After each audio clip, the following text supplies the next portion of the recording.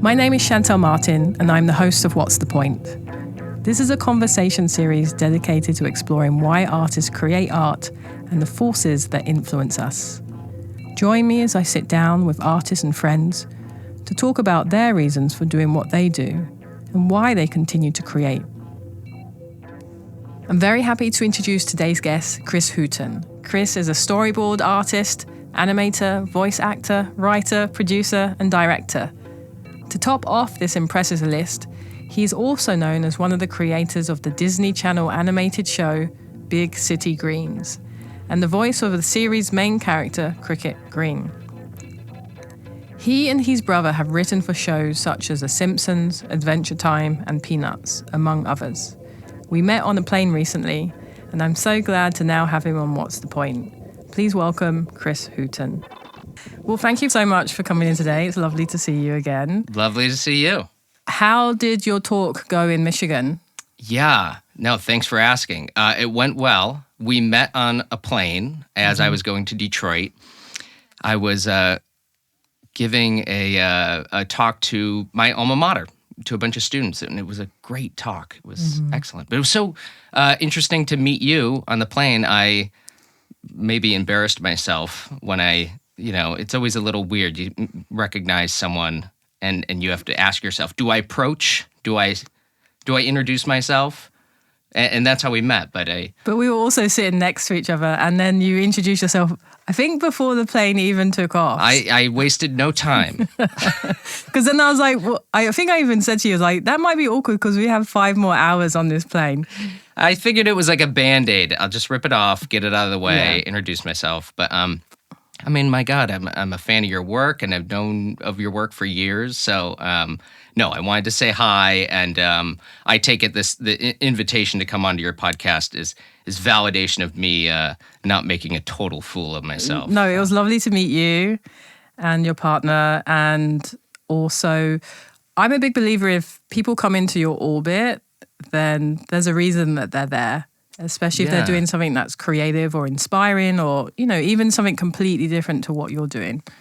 Yeah, no, absolutely. I think that's why I was really excited to talk to you, because what we do is so different from each other.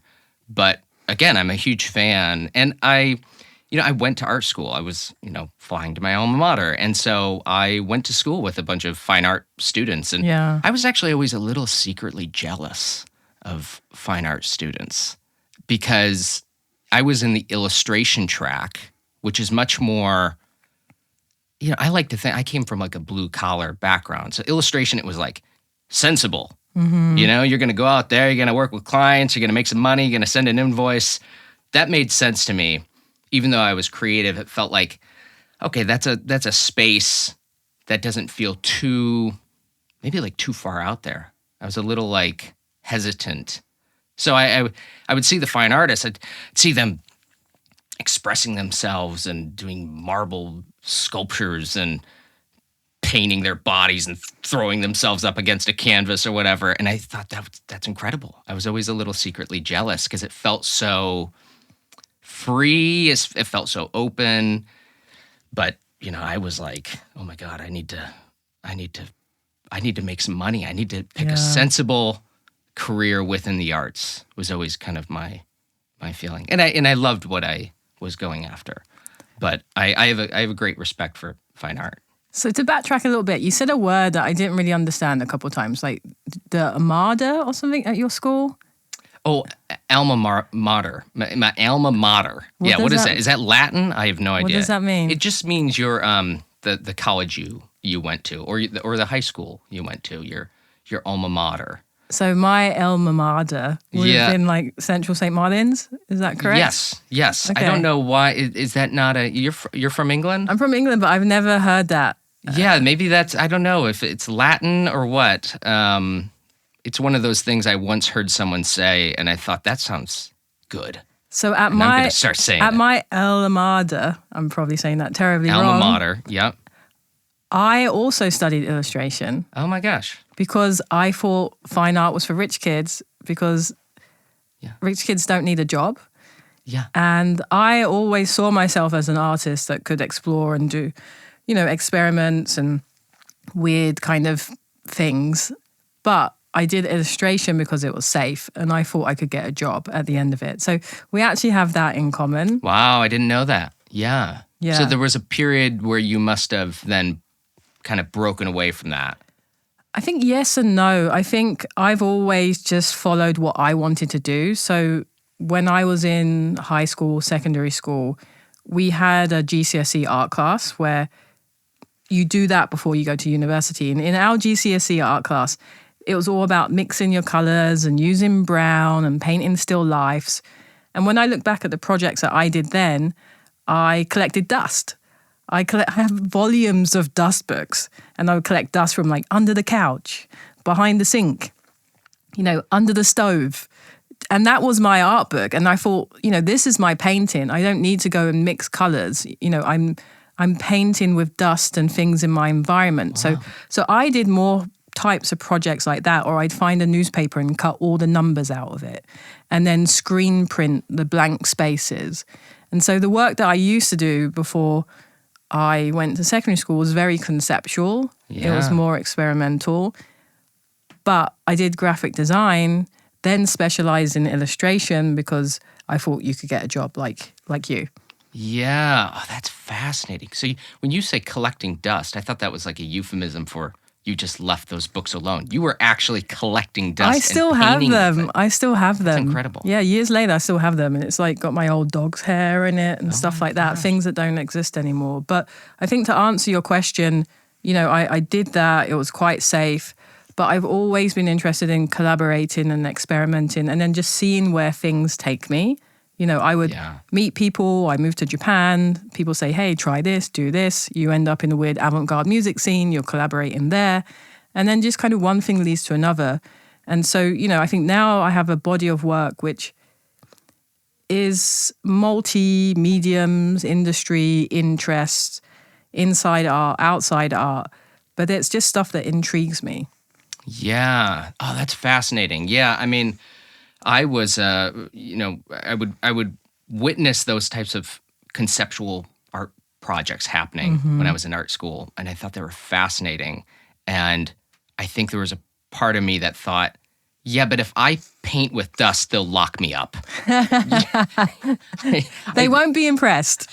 Yeah, I think it was a bit of a fear. I think also, not to paint it in like a bad light, I think also, I'm the youngest of my family. I was always kind of a showman. I always liked trying to get a laugh, and so I think when I picked illustration and picked going after comics and animation, it was really from like an entertainment foundation. Yeah. I really wanted to entertain, and so I thought, well, I'll be able to animate and tell stories if I can learn how to draw better. And so I had no problem going through this very rigid, not very creative foundational study program, because I thought, well, this is just giving me this tool belt in which I can then tell stories and entertain and try to be funny. So to going back to kind of little Chris, like what's your first introduction to art, to the arts, to creativity? Yeah. Well, I grew up in the country, in mid-Michigan, in a little town called St. John's, and I didn't have any neighbors. We lived out in the middle of nowhere. Wow. And we didn't have cable TV, and there was no internet. And so my first introduction, it was like, Saturday morning cartoons, really, and comic strips in the newspaper. That was my introduction to the art world. There was no museums or, maybe we did a field trip once, to a museum or something. But I didn't have a ton of input, but I did have some really interesting people in my life. Like my uncle, who I only met a couple times before he passed away, he was very creative. He was an actor. He was in theater. He was an artist. And I think that made an impression on me at a very young age. And then it was really just kind of growing up in, even though it wasn't a very art-rich start, introduction. I did have a lot of encouragement. My parents really encouraged the arts, even though they didn't necessarily know a lot about it. And me and my brothers, we would draw, we would play music together. We just were always kind of naturally creative, but we didn't have a lot of structure to it. That didn't really come until like high school, college. Yeah. Yeah. I'm going to pause you just there. I just want to make sure are we good? Doing what it's meant to be doing. Sure. Okay. I think it is. Okay, so that's just a little pause there. Yeah. When you say you grew up in the country and you have no neighbors, I really don't understand what that means. Yeah, okay. Perfect. So there's like a little house and that's your family house? Yes. And why don't you have neighbors and why is it in the middle of nowhere?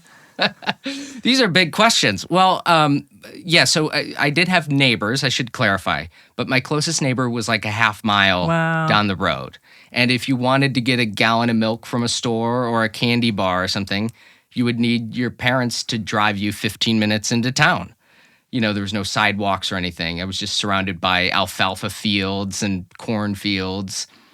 And, that was just very normal to me growing up in the country. And all my friends, whom I'd see at school, or if we scheduled some kind of play date, that was all normal to them as well. And so when you went to school, you got driven to school? I'd take the bus. They had buses. Yep. And sometimes it was like an hour-long bus ride to get into school. But no, it was a great place to grow up. We had a pond. We swam in this pond and fished. It was very like idyllic, kind of. Now it's funny. I have this TV show and I'm playing the main character, this little boy who's kind of this Huckleberry Finn, Tom Sawyer, and that's kind of what my upbringing was. We'd go and play in this creek that was nearby, and we had chickens and pigs and dogs and cats and. That was my life. It's a very little house on the prairie. Yeah, very much so. We had chores. Like you got to go hunt tomato hornworms in the garden. That was a chore of mine. These giant, gross worms, these bugs. Have you seen them? No. Tomato hornworms. That was a chore of ours. We'd have to go and pick these tomato hornworms and feed them to the chickens. I feel like I'm talking about the 1850s right now, but it's funny. That was my childhood in the 90s. You basically are, considering from where I came from, because I love that your first introduction is cartoons because you didn't have that exposure to museums and galleries. And mine is kind of similar. My first introduction to kind of the arts is cartoons because I grew up in a concrete jungle. And our neighbor, you could climb out of their window into my window. That's how close you were. And it was all concrete, but there were like these green spaces around us. But, I remember I didn't see a cow until my mid-20s and was like, wow, they're massive. What is that? Because it's just such a city kid. Wow. So what were some of the first cartoons that you were watching when you were younger? Yeah, wow. I'd kind of watch whatever was on, So I remember watching a lot of like, Teenage Mutant Ninja Turtles, a lot of like Eek the Cat, Bobby's World, a lot of sitcoms like Family Matters, Boy Meets World, shows that I didn't necessarily seek out. It was just, this is what's on. Yeah. Do you want to watch what's on or don't you? But I also, we would go into town and there was a video rental store, and I would rent, Three Stooges movies and Little Rascals. Again, it was kind of like, this is what we've got. This is our selection. Yeah. But I loved that stuff. I loved, I've seen a lot of Laurel and Hardy. It was a 7-year-old like obsessed with Laurel and Hardy, things like that. So, it was, I don't know. I'm sure it's so different now because now kids, they're exposed to everything and they kind of get to pick and choose.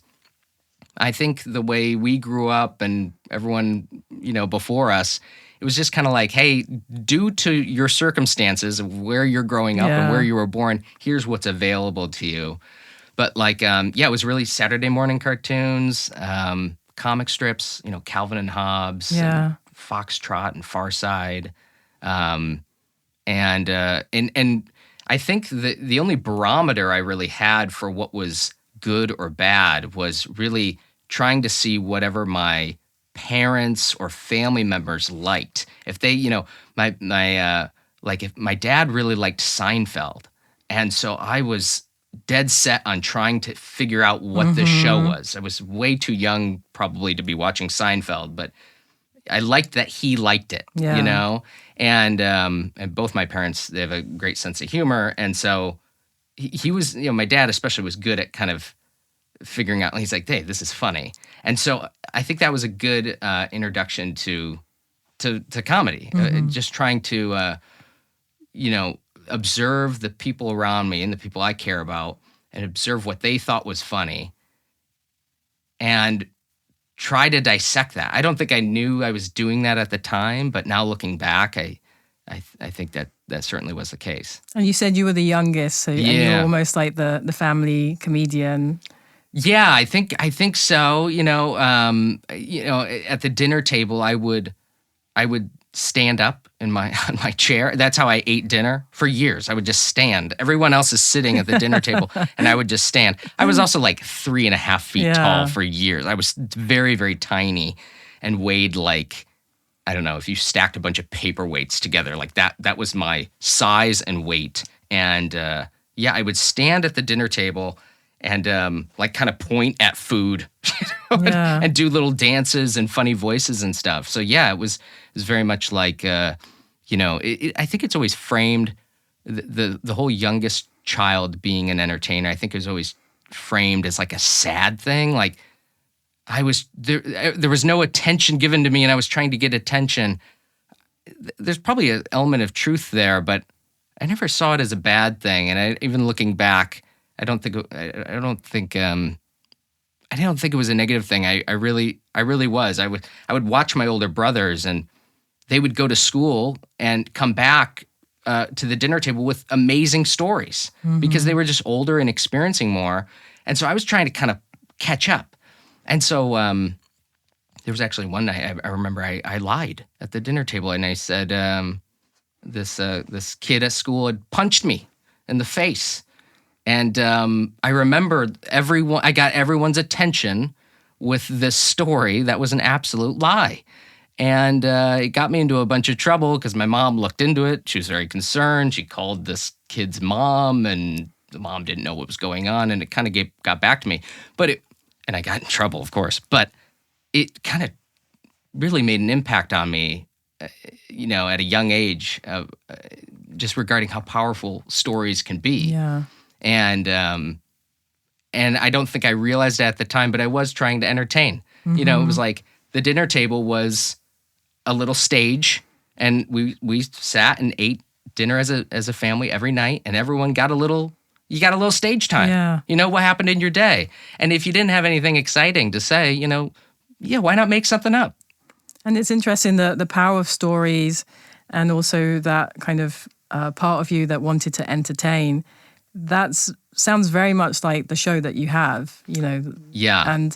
And the character sounds like, I can imagine the character in the show doing that. And so for those who aren't familiar, can you tell us about, the show that you have and the character there and a little bit about kind of how it came to fruition? Yeah, certainly. So my brother Shane and I have worked together for many years, and we created a show for Disney Channel called Big City Greens. And it is about a country family who has moved to the big city. They move in with their grandmother, who has lived in this little farmhouse for so long that the city has grown up around her. So even though they're moving into the city, they kind of have this little plot of farm surrounded by a concrete jungle. And a lot of the elements in the show and the characters in the show were based off of our real life, and our family members, including the little boy Cricket, the main character, is based off of me as a kid. I voiced the main character, and then even the name Cricket that came from when I was a kid. I was on vacation and hanging out with my cousins in New Jersey, and their neighbor, whose name was Chris, which is my name, he went by Cricket. And I thought, oh my God, that's a great name. I want to go by Cricket. And so when the vacation ended, I moved back home, and I tried to get everyone at school to call me Cricket.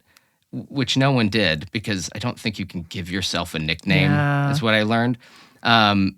Except my best friend. My best friend was very kind and called me Cricket. But years later, when it came time to make this TV show, we just pulled all these elements from our real life, including the name Cricket, including Grandma Alice, the grandmother in the show. She is based off of my grandma. We had a Grandma Alice, and she lived with us for a while and was cantankerous and sweet at the same time, and would kind of teeter-totter between these two extremes, and was just such a funny person.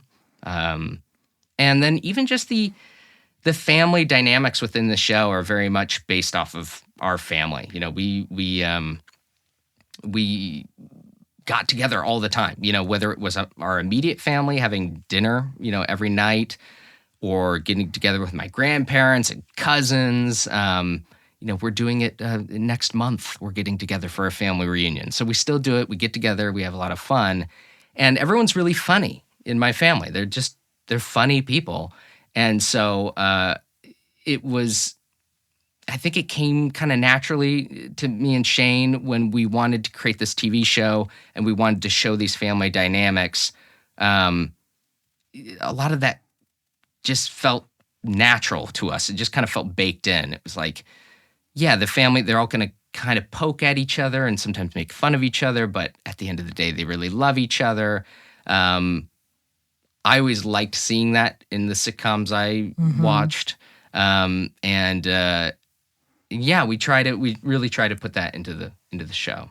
Yeah, I love that kind of big city, countryside dynamic that comes together and where those worlds kind of clash, but also there are kind of moments where it all works as well, which is really nice.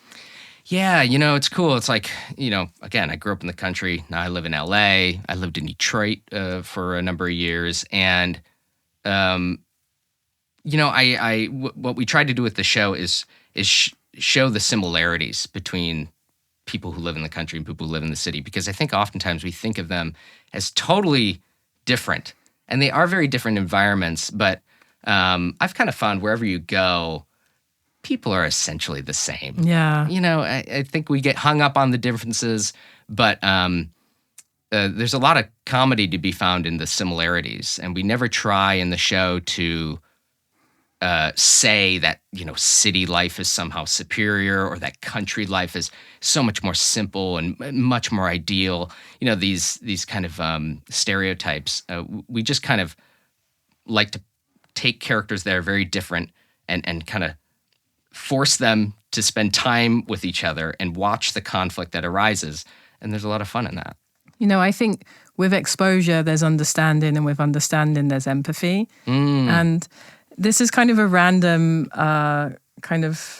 pivot or story, but when I was a kid in England, you'd have like a French exchange. So you as a kid in England would go and stay with a family in France, in Paris or somewhere, and then that kid would come and stay with you. And you would get to be like, oh, like, it doesn't smell that bad, and the food they eat isn't that bad, and, you know, their language isn't that bad, and the kids kind of do the same thing that we do. And, you know, the music they listen to is fine too, you know. Yeah. And I think if we just adopted that concept with America, so for example, like the coastal cities and then kind of the middle America, if they did some type of French exchange, I think the world or this country would have so much more empathy and understanding for each other. If like a kid from New York, LA, some big city went and stayed in Kansas, North Carolina, Georgia, Utah, Arizona, and just kind of was there for a summer or a couple of weeks and got to know that family or those friends, or make friends, I should say. You know, I think we would have a lot more understanding of each other in this country. Oh, totally. Totally. And it's funny you mentioned that because we had a program like that. It wasn't within the States, but it was with international students, mostly European. And, you know, someone would come and a family in our town would host, you know, a French student or a German student for the school year. And I always thought, is there anything more terrifying? At that age, I thought the idea of moving somewhere for a year, that was so outside of my comfort zone. Yeah. Someone who grew up in this little town and never really left the little town until I moved out. The idea, I always thought, wow, these international students, how brave. Yeah, yeah. I just could not do it at the time. And No I way. think that could adopt to this country because this country is so big that you are almost an international student if you're coming from the East Coast to, somewhere central. Oh, yeah. Yeah, totally. And the Midwest is kind of its own culture. Yeah. Very blue collar. And I'm always, the more time I spend in LA, and then now when I go back to my hometown, I see how different it really is from LA with more time away from it, more distance from it. I mean, the last time I went home, one of my neighbors who I've known my entire life, he's a farmer. I saw him, he was on his tractor. This is the dead of winter, okay, Michigan winter. He's on his tractor outside. He's wearing a little hoodie and his baseball cap, and that's it. And he's out there for hours. And he started at like 4 a.m. Yeah. And at the end of that shift, whenever it ends, if you were to ask him, like, are you okay? Yeah. He'd say, like, oh, it's a little nippy out there. He's basically a monk at that point. Yeah. No, it really is incredible. And, I'm in awe of these guys. And I always, I think actually that was a big motivation for me to go into the arts because I grew up with all these farmers and factory workers and just tough guys. And I, from a very young age, recognized that ain't me. Yeah. I can't do it. And I thought, once I made the decision, okay, I'm going to go after a career, in the arts. I think that was really good motivation. I kind of thought, I know this is going to be hard, and everyone says, oh, a career in the arts is really tough, and it is. But I thought a career at a factory seems so much harder, and I just can't do it. Right? Friends joining the army and stuff, and I just could not fathom that type of life. And I even saw my oldest brother. He worked a lot of blue-collar jobs and factory jobs, and I got to see it up close, and I thought, oh, God, I don't care how hard it is to be an artist. I'm going after it. You're going to make it happen. Because that's not an option. I cannot fabricate tractor parts. Like, I just can't do it. And I'm not downplaying those jobs. I'm saying I'm impressed by them and how hard they are. And I recognized that I did not have that within me. I'm looking at my computer here because I want to queue up a clip because we've never done this before in the history of the show. Okay, so we've got a clip from Big City Green, so I'm going to play this and let's see if all this works and we can hear this. Okay, everyone, strap in because we're officially on vacation in 3, 2, 1. Dad! Dad, I got something to tell ya. Cricket, throwing yourself against stuff is not safe, son. That's why I made you that bubble wrap helmet. Sorry, Dad, popped that weeks ago. But I come to you now with the compromise of a lifetime. Miss Sapp said that even though you were a dum-dum, her words, not mine, for rejecting her offer, she'll let us try her brand new, top-of-the-line, big-tech space simulator. Space simulator? Ooh, tell me more. Yeah, it's a ride that makes you feel like you're going to space without actually going anywhere. It's all fake. Buckle up, Cricket. We gotta hit the road if we're gonna beat the traffic. Wait, Dad, you're not listening. I promise this will be fun. Fun. Yeah, and my fun meter's dropping dangerously low. All right, anything for the fun meter. But let's make this quick. Where exactly is this little simulator? Oh my goodness. Big City Green's the radio play. There you go. I love it. I love that because it's so playful and it's also imaginative because it comes up with all these like concepts of like things that could happen, might happen. There's so many like layers on there that are fun, and I've got so many questions about that, so I don't even know where to start. But yeah, first, like let's bring it back. So you've worked with your brother for many years, and how many siblings are there? There's 3 of us. I'm the youngest. My brother Shane, who I work with, is the middle child. And then there's Pete, our oldest brother, but he lives in the mountains in West Virginia. Okay, so Pete was out. And he's out, yeah. Okay, nice. But Shane and I have worked together since high school, really. We were in garage bands together. We were in theater. We made many short films together. And then he went off and went to film school at Florida State. And I went to art school in Detroit at the College for Creative Studies. And it was around that time, around our schooling time, where we were, totally dedicated to our craft, kind of for the first time in our lives. Yeah. In high school, you're kind of pulled in a bunch of directions. So college, both of us were really, really devoted to learning our craft. But we also felt like, oh man, we need like a side project. We need a personal project. And so I had been working on this comic book series, kind of off to the side, not very seriously. It was about a cowboy who rode a grizzly bear and they fought monsters in the Wild West. And it was just kind of big and dumb and silly and fun. And one year for Christmas, as Shane was getting more and more into writing, he wrote a full script to what could be issue 1 of this comic book featuring these comic book characters. And he gave it to me as a Christmas gift. He was like, hey, I wrote this script. Maybe you want to do something with it. And I thought that was so cool. And I was really into comics and animation at the time. And so I drew and illustrated this first issue of this comic book series. And Shane and I, were working together throughout the process. And we really enjoyed this process of working together, which, again, wasn't totally foreign to us. And so we did another issue, and we did another issue. And then all of a sudden, we were kind of doing this indie comic book series while we were both still in school. We were traveling to comic conventions to sell it. We were independently publishing and printing it ourselves. We would travel and stay in hostels and try to sell comic books to whoever would buy them. And a couple years passed, and we eventually got the attention of Image Comics, and so all of a sudden we were doing what was it was a little bit more.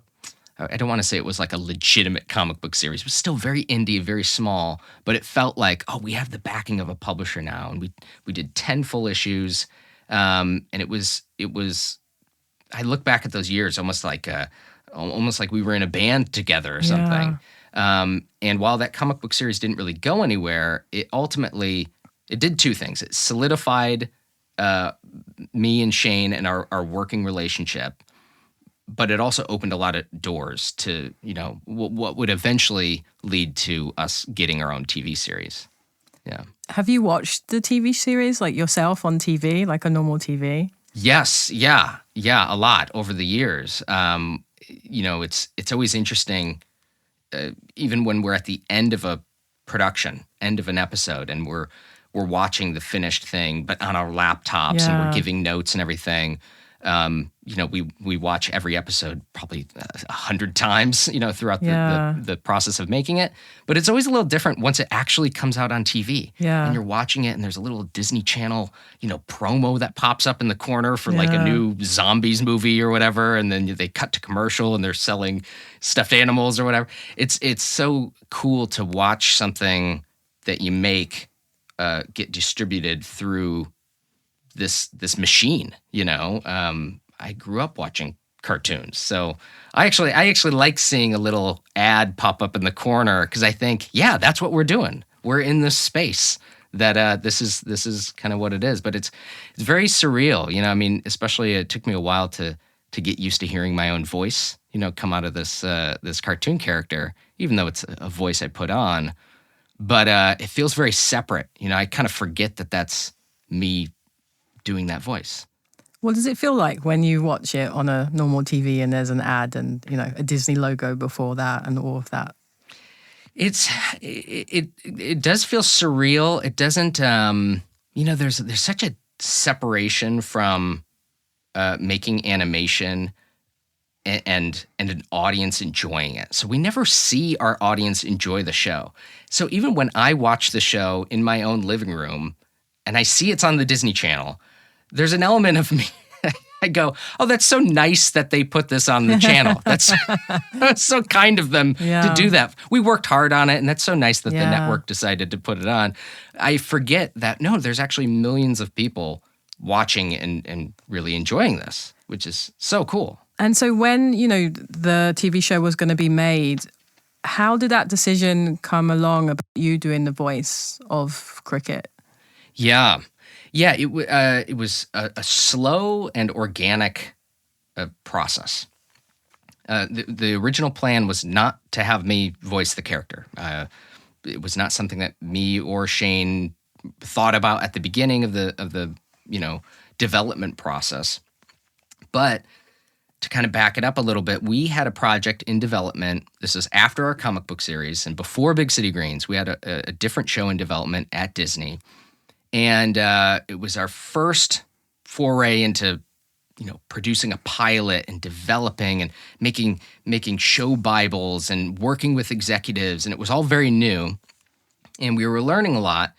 And ultimately, at the end of the day, that project didn't survive. It was passed on, like many projects are. And while that was heartbreaking in its own right, it was also frustrating because we felt like, this idea didn't really get a fair shake. We didn't get to cast actors. We didn't get to, edit a fully produced pilot or even an animatic, because it was like an animatic's kind of a rough pilot. We didn't even get to an animatic stage. So we felt like it was killed a little too early, but, we licked our wounds, we moved on and everything, but we thought, okay, what are the lessons we're taking away from this? Because Disney wanted us to pitch and develop a new show, and we thought, okay, what can we learn from this first go-around?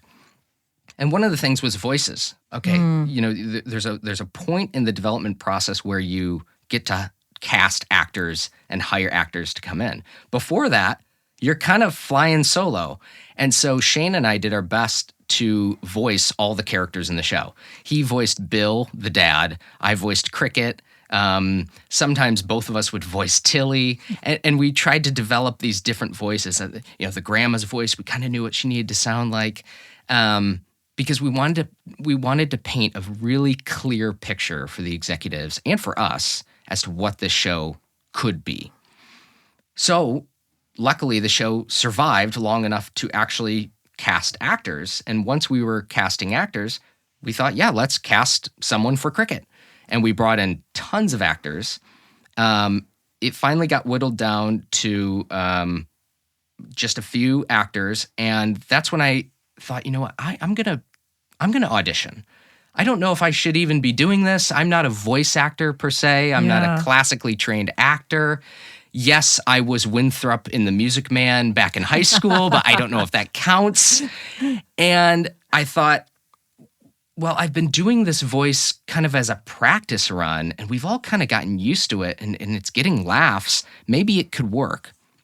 So I auditioned just like any other actor. And it came down to me and one other actor, a professional, real actor. And I was in a meeting with a ton of important people, and it was a little awkward because we're talking about who should play Cricket, and I'm there, and I'm trying to be as, unbiased, and I'm just kind of wearing my producer hat, not my actor hat. And there was someone who was attached to the project who looked at these two actors, myself included, and she said, well, we've got two actors, and I think both of them could do it, but I want to ask the room, who do you think will care more about this project? Meaning me. And so the room decided, okay, let's let this very untrained person voice the lead for the show, and that's what I was doing. But I kind of always thought, like, okay, this is a long audition. I could be recast, and I want the show to succeed. If that means I'm doing the voice or not doing the voice, fine. I want the show to succeed. And months go on, and we're well into season 1, and one episode kind of made its way up all the way to the top. And Bob Iger listened to the episode and sent an email to one of the execs on our team. Who is Bob Iger? Oh, yeah. That is the CEO of all of Disney. Okay. Yeah. And And he said, he gave a little feedback on the episode, and he said, you know, he really liked the show, and he really likes the voice of Cricket and Tilly.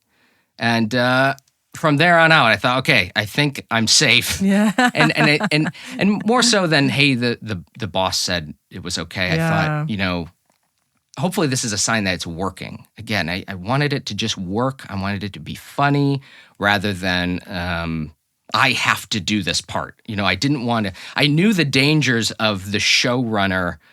You know, you have a lot of power as a showrunner, and I could have just barreled through and cast myself, even if I was terrible for the part, and that would really hurt the show. So I really didn't want to do that. But after enough kind of test runs and trying to figure out, you know, is this working? Is this funny? It finally gave me the confidence to kind of relax into the part and go like, yeah, I think this is working, and I think it's funny, and I think other people will think that too. But you never know. You never know until the show comes out. Yeah, I love hearing that process because I think from the outside world, if you're just doing the voice, we would have thought it's from that more showrunner perspective of saying, I'm going to do the voice and that's it. So yeah, it's really interesting to hear that you went through that process and experience of auditioning. Yeah. Being someone that doesn't come from that type of world and not having that experience and then still making it to the like final two. Yeah. Yeah. And, you know, I think both Shane and I really try to take that philosophy of, hey, we might not know best. We try to take that philosophy into every meeting we have with the show. We work with a ton of tremendously talented people, and it would be such a foolish shame if we were to basically ignore everyone around us. Yeah. So even when we're pitching ideas, you know, when we go into the writer's room and we're working on new episodes, you know, Shane and I pitch a lot of, you know, ideas that eventually become an episode, even if we're not writing the full script. But even when we're just pitching ideas, we want to make sure the room actually likes those ideas, not that they're just saying yes because we're the boss. Mm-hmm. And that is the danger of being a creative boss. It's kind of a strange place to be, because when you're creative, you're being vulnerable and you're kind of trying out ideas, whether it's jokes or story ideas or whatever. But no one wants to upset the boss. Yeah. And so what that requires on our part is cultivating a environment where people really feel safe to speak their mind. The hierarchy shouldn't matter too much. What should really matter is an honest reaction to the work.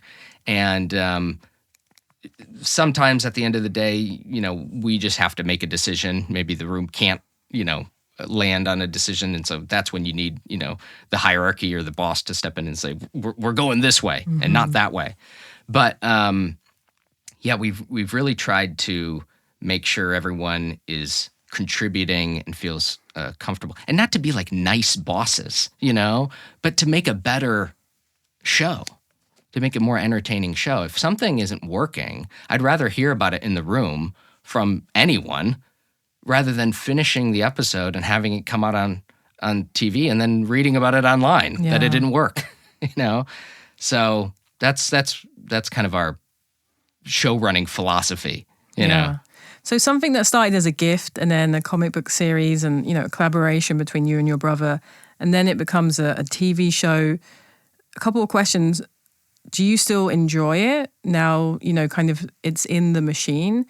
And also, what's my other question based on that? How much time does it take up of your time working on it? Yeah. Oh, big questions. Yeah, I mean, first of all, I do love the job. It is such a cool, fun, exciting, challenging job. I get to go into an office every day, work with really creative people who have all decided, yes, we're all going to come together and work on one thing, this giant collaboration. And now we've done that for years. We've been lucky enough to just continue doing this for years. How many years has it been now? we have been in production for 8 years. It's been that straight. long? Wow. Yes, 8 years. And we were in development for a couple years before that. That was just, Wow. me and Shane. But we've had our team with us for 8 years. And the team has changed over the years. People kind of come and go. But there's a lot of people who have stayed with us the whole time. And, but it's as fun of a job as it is, it's also really, really challenging. And the show was greenlit. I was 27. And my brother was just a couple years older, and we had never been bosses before. So we've had a lot of growth, and growth is a nice way of saying we've messed up a lot. Yeah. And learned a lot, because all of a sudden you're, you go from coming up with fun ideas in your sketchbook, and as artists, we're very secluded and kind of isolated, and we don't naturally collaborate always, or we don't even get that opportunity. And then when something like a TV show is greenlit, all of a sudden you're working with 50, 60, 80 people and trying to collaborate and manage that team. So that part of it has been tremendously difficult over the years, while also being tremendously beneficial, and I've gotten a lot of satisfaction from that growth. So you said your question was, is it still fun? It's still very fun. And there are days where I need to remind myself that, because it is objectively fun. Mm-hmm. Subjectively, sometimes I get stressed, I get in a bad mood, and I lose perspective on what a gift this job is. It's so fun. And if it's ever not fun, it's totally my fault. Yeah. It's totally my fault. How many seasons are there, or episodes? Yeah, so we just got greenlit for our 5th season. Congratulations. Thank you so much. I was That's fishing. amazing. Thank you. And episode-wise, the end of season 4, that was 110 half hours. And most half hours have 2 cartoons in them. Wait, I don't understand numbers. Break okay. that down. No, totally. Okay. So we just got greenlit for season 5, but we haven't started yet. We're at the end of season 4. And at the end of season 4, that will have marked, for the entirety of Big City Greens, that will have marked 110 half-hour episodes. That's a lot of episodes. It's a lot of episodes. So it's a lot of stories. One season has a lot of episodes. Yeah, our seasons are generally like 30 half hours, which is 60 cartoons. Okay. Because we do 2 cartoons per half hour. I know, we don't, the math of it all, we don't need to. I need diagrams, Chris. It's just like a million episodes. Yeah. Just think about that. It's so many stories. It's so many ideas. Because those are the episodes we make. Yeah. Those are the stories we actually tell. There's a lot of stories that we start telling and then maybe we kill them, somewhere along the way. So yeah, it's been this, it's been just years of us all coming together, the crew and me and my brother, and just constantly trying to think of new ideas. We have this sandbox, which is the show. We've got our certain characters, and there's certain things we can and can't do within the show.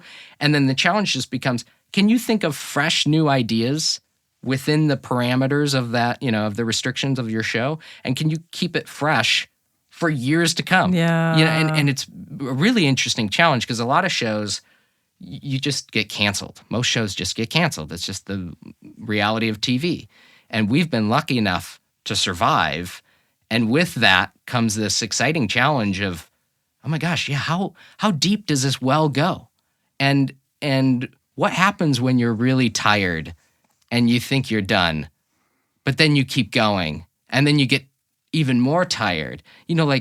How long can you run this marathon? And I've actually really kind of enjoyed that process, because I now look at it as an opportunity that many people don't get. A lot of people don't get the chance to run this kind of race. So that tool of powerful storytelling can, get dim or blunt over time.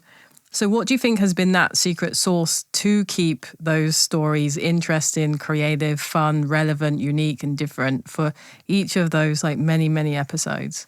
Yeah. I think, we maybe a couple things. One is what I mentioned earlier. I think it's really important that me and Shane as showrunners are harnessing the collective, the hive mind that is your crew. I've worked on crews where people kind of turn their brains off. Maybe they've pitched ideas before and they've gotten turned down too many times and it hurts too much and they go, you know what, I'm checked out. And I always thought, God, what a shame. If I ever run a show, we can't let that happen. It's just such a waste. And that doesn't mean that anyone who pitches any idea, that's what goes into the show. But we need to respond to those ideas in a way that's still encouraging, even if the idea isn't quite right.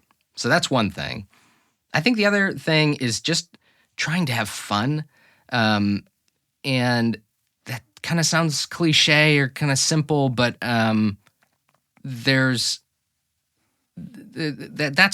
how we all got our start. If you think back when you were a kid and you're drawing or you're hanging out with your friends at the lunch table and you're making each other laugh, that's the environment and that's the feeling we're trying to capture and foster in a very professional setting. You're going into this big building and there's there's nice chairs in the lobby and there's a cereal bar and all of a sudden things get kind of flashy. But at the end of the day, really what you're trying to cultivate is everyone getting in a room and just making each other giggle, because there's something really, really special about that. And that is really the engine for everything else. And if you can do it, in the writer's room, it's kind of infectious. Then, like, if you've got, we've got a great storyboard team, and your storyboard team is also like, it's just the engine of an animated show, and we try to foster a very fun environment. I don't think good things come from an environment where people are really stressed out, really burnt out, and they feel like they don't have any autonomy. Yeah. And so what are your hopes for the show or yourself?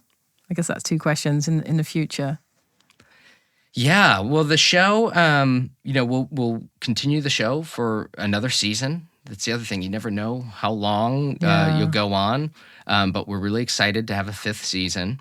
But my brother and I also recently signed an overall deal with Disney, which allows us to kind of play in different spaces, which is really exciting. We're able to develop different shows in different divisions of the company.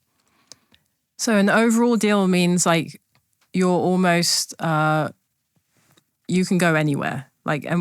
So what does that mean? I don't really know what an overall deal means. I know. It's funny. I don't know if many people do. I don't know if I fully You don't wear overalls when you do an overall deal, There we go. That's very cricket, very on brand. I think it's basically it's like a blanket deal. It's saying it can mean a lot of different things, and it all comes down to, well, what are the specifics of that deal? But basically, the deal we were excited to sign allows us to develop different projects with different divisions of the company. So we work in, a kids animated space. But Disney makes lots of stuff, and so we're currently developing something in a live action space, and that sounds very exciting. Being able to work with live action actors and tell stories that way. We're also developing something that's more geared towards adult animation. So again, just a different audience, and kind of switching it up like that is exciting because we have been doing kind of the same thing for many years, and I've learned about myself, and I think my brother's similar. it's exciting to feel like you are working on a project that you are competent, and you are ready for, but the water is like right at chin level. I think there's an element of excitement that comes from that. I if I don't have that feeling at the start of a project, which is like, oh crap, I don't know if I can do this, then I'm probably not really excited about the project. It's probably not right, or maybe I've gotten too comfortable. Mm-hmm. So, even with the show, we took on running a movie, a Big City Greens movie, which was a separate crew and this massive project. And we took that on and ran that and made that movie while we were also running the series. And one of the reasons we did that was we thought, can we do that? Is that something that is possible, or will it crush us? I think that's exciting. So we're always kind of trying to look for, that new exciting thing that we found that, like, I don't know if you found this with your own work. You work on something long enough and you kind of think, okay, I'm out of ideas, or the well has run dry. I found that to always be a lie. It's something that I think comes out, writer's block, whatever you want to call it. It's something that it's a lie that presents itself, and if you can somehow push through that or navigate around it, there's always more ideas there. So that's my excitement for keeping Big City Greens going. But also, it's fun to dig a new well, and try something new. Yeah. So that's kind of in our immediate future. Is we're keeping the show going, but we're also kind of playing with new stuff. Yeah, I definitely think there's something about becoming too comfortable and then creatively you flatline.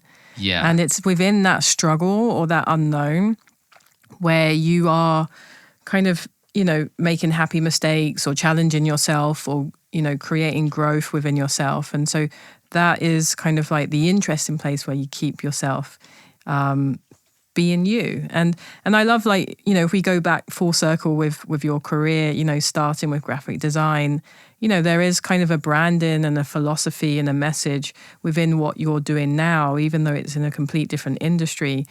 It's very designed in a way. And, the message and the philosophy and the brand design of it is now kind of in a holistic, moral sense of the show, or philosophical sense of the show, or consistency within the show, which you're now then taking that message into kind of other parts of the company there. And that's really unique and interesting too. Yeah, no, it's an interesting way of looking at it. It's like, yeah, I think with when you're starting a TV series, it's like any creative project. You start with a blank page, which is always the hardest part. And then for the instance of Big City Greens, we created our characters and our world, and then there's kind of a sense of humor for it, and there's also a target demo. This is on Disney Channel, and so what you're doing is you're kind of building these restrictions, really, which is a good thing because that's why a blank page is so difficult. There's no restrictions. And so really when I'm crafting something new and Shane and I are working on a new project, we're essentially figuring out, okay, where are the parameters? What will we do and what won't we do? And if we create enough of those parameters, all of a sudden you kind of you build a tone for the show, you build a style, you build, this show has its own sense of humor. And what's really cool about that is hopefully it's very clear. The more clear you can be with your own show as far as what we're doing with the show and what we're not doing with the show, then we can invite a whole bunch of new creative people in, and they go, oh, I see, you're allowed to do this, but not allowed to do that. Okay, interesting. And then they bring their own ideas in, and hopefully it works because our job is to define those parameters. But correct me if I'm wrong, I think this is what you're saying. After a while, you've built those parameters, and then now you're kind of in this new stage of production. You're no longer building the thing, you're just executing. And that's very creative and very challenging, and it's its own thing, but it is different from building the thing. And now that we're kind of developing some new shows, it's exciting to get back to some of the early blue sky way of thinking, which is both a little daunting because, again, any project could be anything, and but it's exciting to start to make those decisions as far as, again, okay, what is this project doing and what is it not doing? Yeah, you're creating that brief and then fleshing it out. And do you think now that you're starting on these other types of projects or ideas, what's the common thread or the core of you and your brother within them? Yeah, that's interesting. I wonder if I bet someone else viewing our work would be able to better answer that question. It's always so hard to like self-diagnose. But Shane and I, we both we share a lot of tastes and we like a lot of the same things, but we're also very different people at the same time. So I think each project we work on, there's a real healthy and exciting push and pull between our two ideas. And I think what we found is there's good stuff somewhere in the middle. So, for instance, if I have some idea, what I've learned is whatever idea I have, I usually then have one of two reactions to that idea. One reaction is, this is the worst idea I've ever had.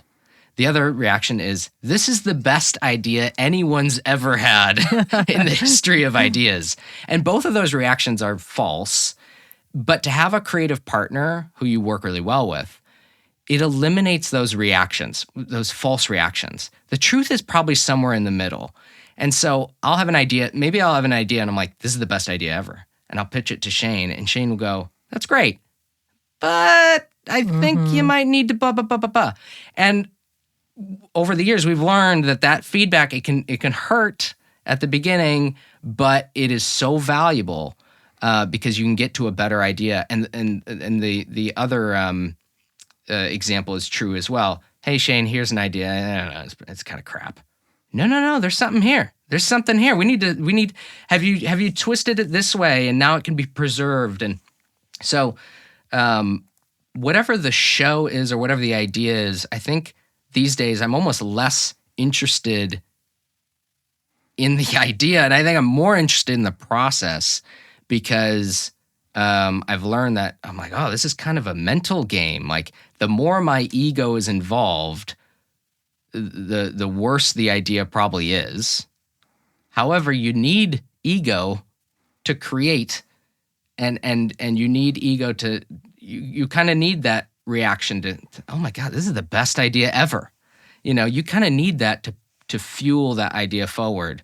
But I don't know if this answers your question at all, but I've been enjoying the ping pong, the volley between me and Shane in terms of creating new stuff and seeing where it goes and trying to trust that process, that whatever we land on together is going to be better than something we did individually.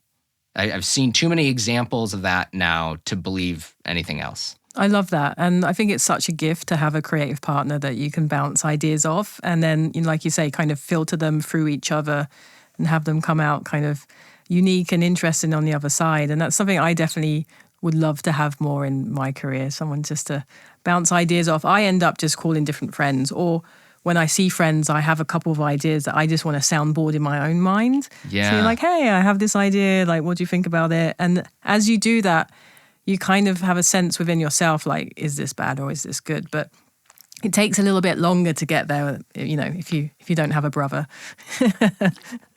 Absolutely, yeah. And I think there's pros and cons to both, right? Because I think when you're in a creative partnership, there's also a bit of a identity crisis that I think both partners need to kind of figure out and wrestle with. Where you're like, wait a second, is there enough of me in this? Who am I? You're a sticker. I think those types of identity questions as an artist are I think, very common. I think they're worth exploring. It's also why I do some personal work on the side.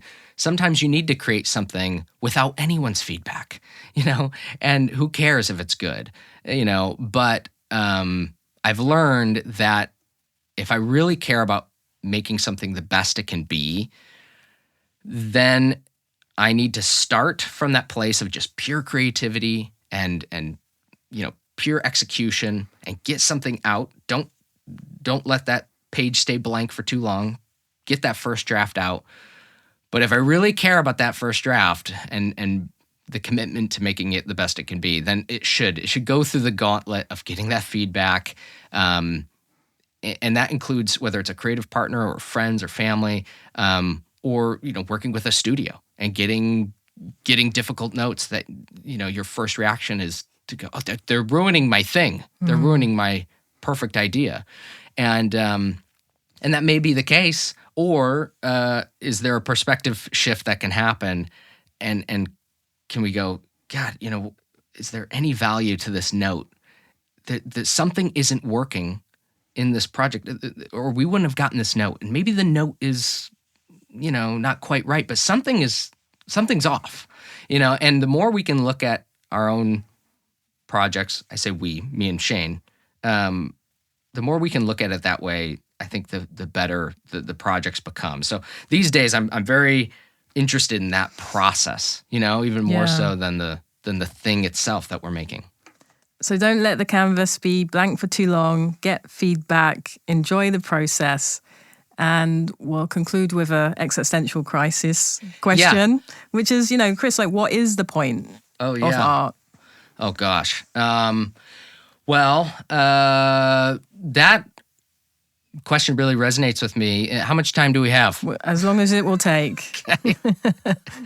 Well, it kind of, to go back to my art school days, like I shared earlier, I was always a little secretly jealous of those fine artists because they felt so free and open and vulnerable. And so I was always a little jealous of those artists, but I did love storytelling. I loved illustration and went down that route. But once I left school, I was pretty lost, and I guess that's pretty common. But what I did was I set myself some goals. I said, okay, I want to work at a big animation studio, and I want to work for Mad Magazine. Those were my two creative dreams, and I thought those are good goalposts, and that'll kind of help, serve as my North Star. And then, 6 months after graduation, I luckily got a job at Nickelodeon, and I got a job, a freelance gig for Mad Magazine. Bam.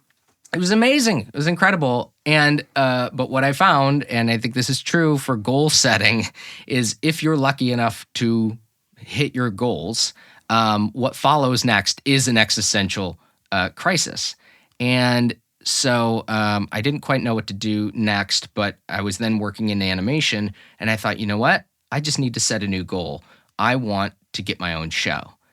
And that kept me busy for many years because that was a lofty goal, and it's a goal that many people try to get, and oftentimes it just doesn't work out. But once again, I was lucky enough to hit that goal, and I got the TV show, and I thought, okay, what do I do now? I'm going to work as hard as possible just to make this thing as best it can be. So I was just kind of running, as you can see.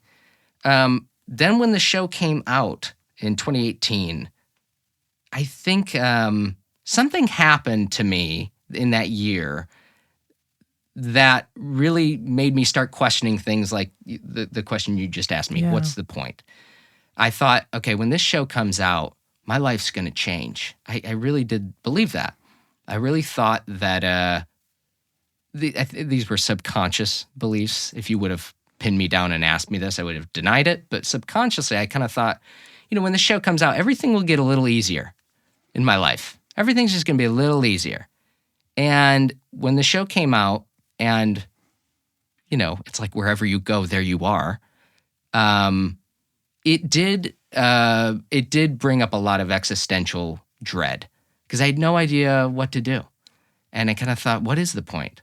And that actually set me off on a journey of self-discovery and reading a lot about philosophy and religion and spirituality. And I eventually got into meditation and realizing that, of course, it's so cliche, but nothing outside of myself is going to make me feel better on the inside. This is an inside job, as they say.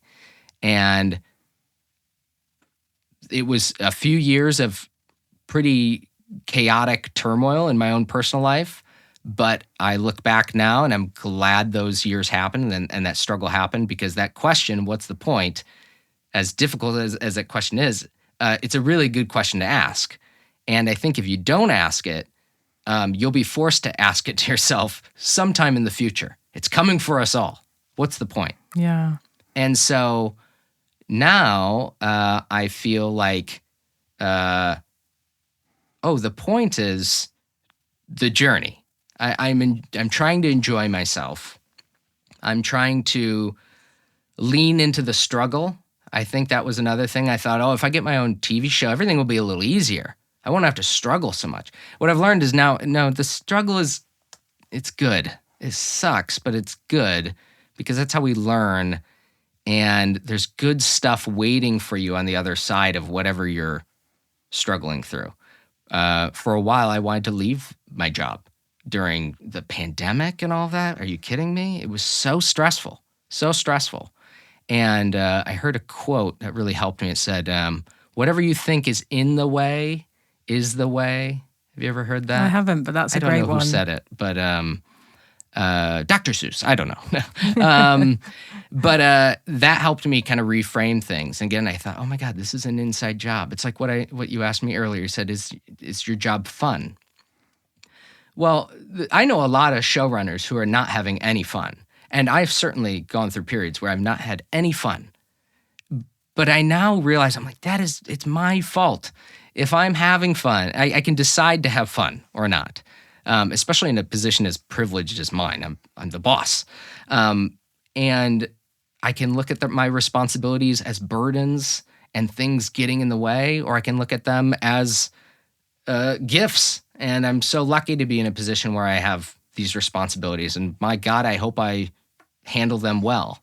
And wow, what do I get to learn from carrying this weight? I'm trying to over the years have had a slow shift in perspective.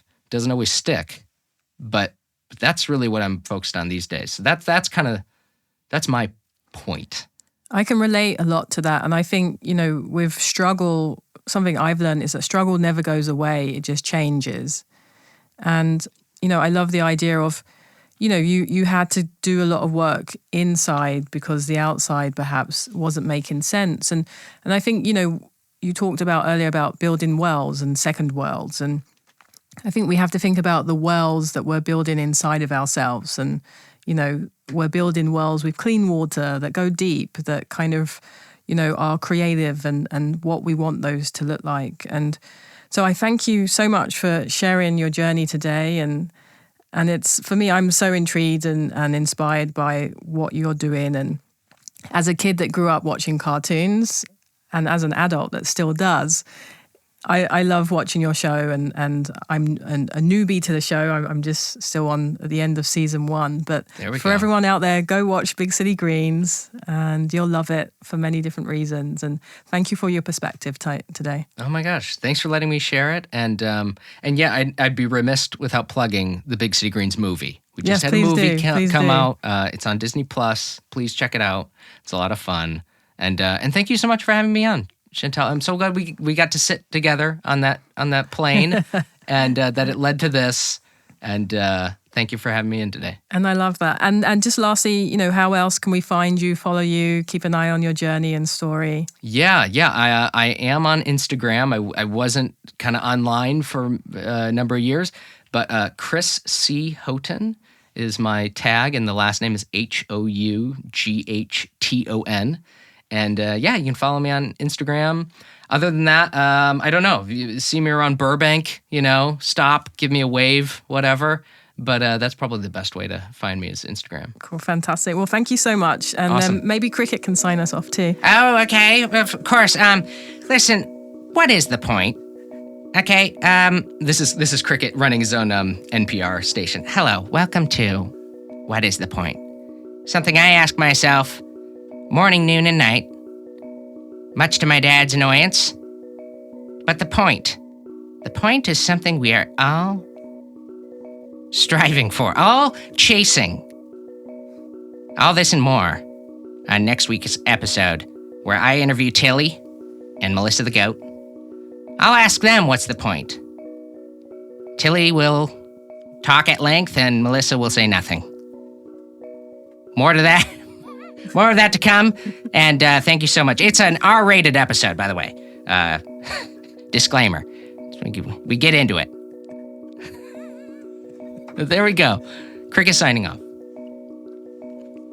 Thank you for listening to this episode of What's the Point, recorded at Spotify Studios in Los Angeles. Check out our website made by Eat.studio.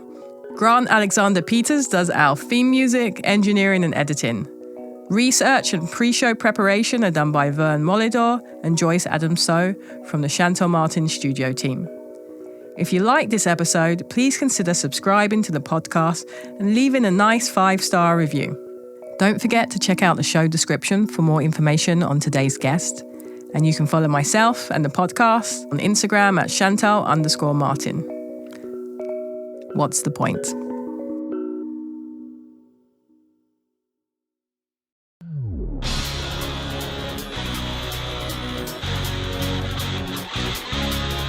Space isn't what you had in mind, and I understand your frustration.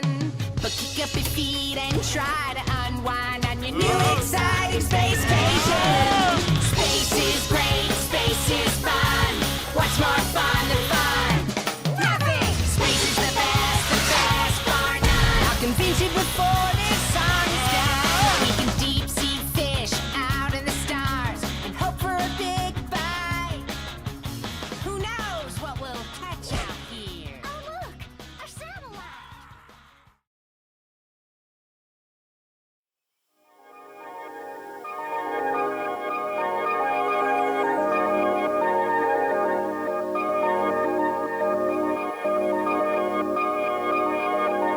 Look, it's my favorite color. It's my favorite type of tea. It's my favorite place where I like to be. It's my favorite jeans and they fit so comfy. It's my favorite perspective and sight that I like to see. You're my favorite voice and I like to hear you speak to me. That's the favorite sound. I like to hear the sound of buzzing bees, the smell of tea. I just feel a little bit tired today. I just feel a little bit high today. I just feel a little bit inspired today.